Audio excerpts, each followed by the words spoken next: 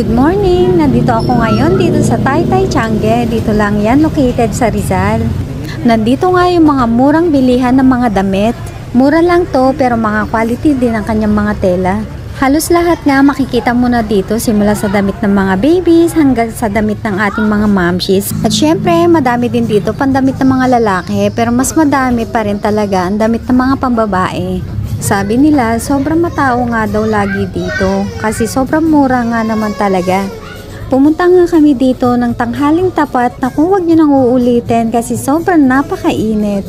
Napabili nga ako dito ng pamaypay na worth of 50 pesos pero sinabi nila mahal daw yun. Ewan ko lang, nabudol ata ako. Isa sa mga nagustuhan ko dito ay ang daming mga dress na mga pambabae at sobrang ang gaganda. Kung nagugutom din kayo sa inyong paggalay, madaming din dito nagtitinda ng mga street foods.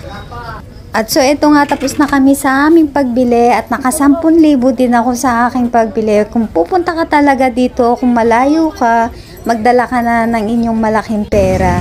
Kasi sayang din yung pamasahe. So thank you for